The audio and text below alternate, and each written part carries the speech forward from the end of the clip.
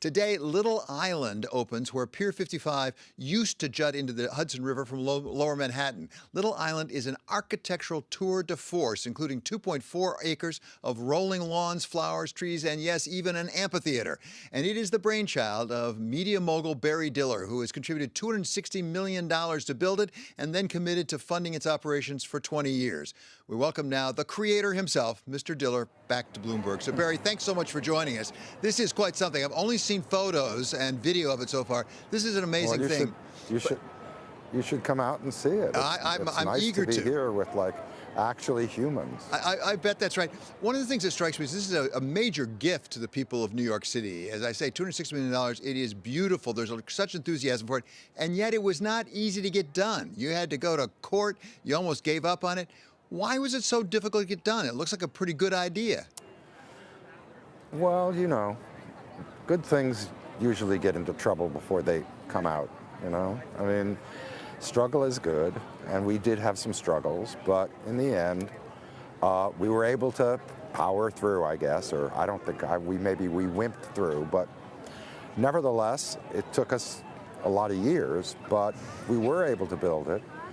And it just happens, you do something and people are going to criticize it. Most of the people who saw it thought it was great, but we had a few revenge lawsuits. Well, I wonder, Barry, in a broader sense, as we talk about investing in infrastructure around the country, and certainly we need it in New York City, does it say anything about where the pendulum is swung here? Are we having too many restrictions on moving forward with projects like this that are for the good of the people and that are overdue, frankly?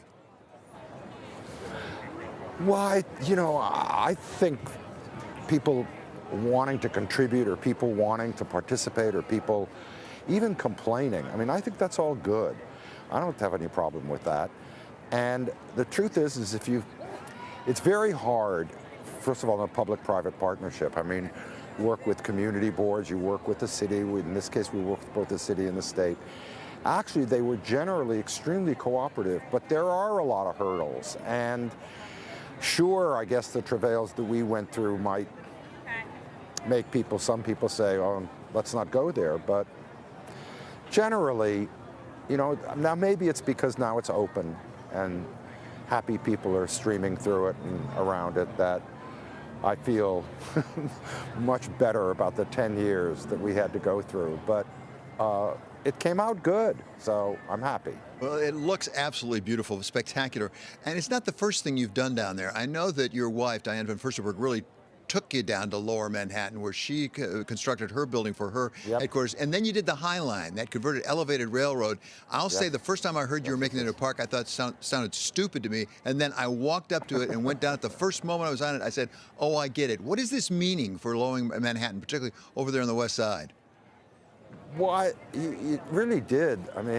My wife and a couple of other people really saved the High Line from being, it was going to be, the Giuliani signed the demolition order for the High Line, and they, at the last minute, with the help of Bloomberg, they saved it, and then went through all that process to, to rebuild, not rebuild it, but to rebuild most of it and make it what it is now. So,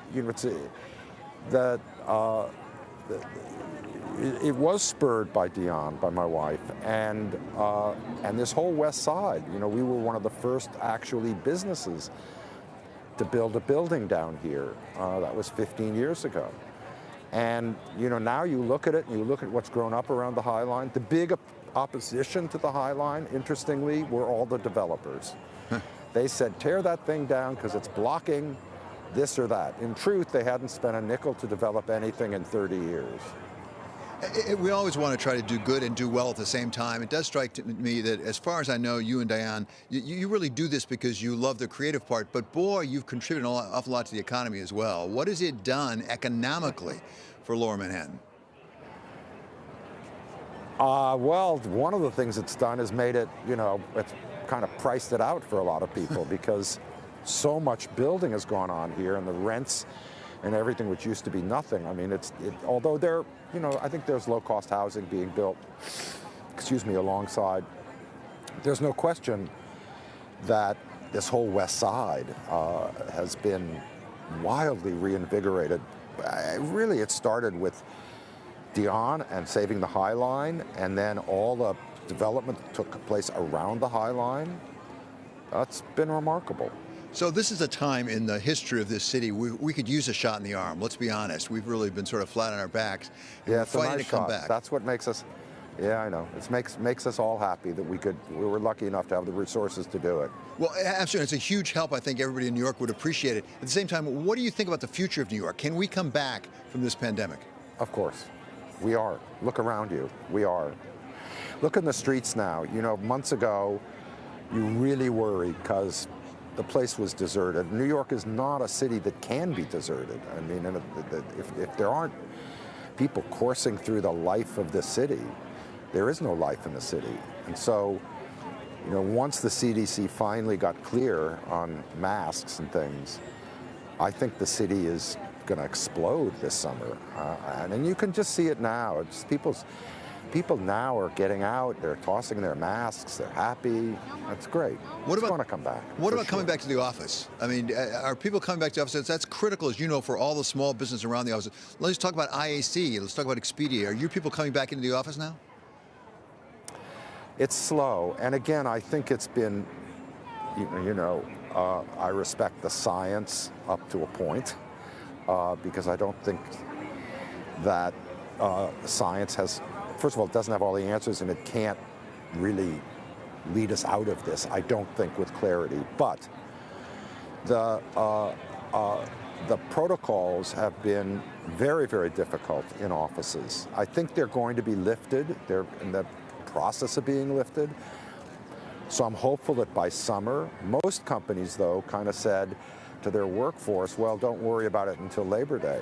We're going to try and revise that because we can see that the spirit is there. Offices will come back. People will go to offices.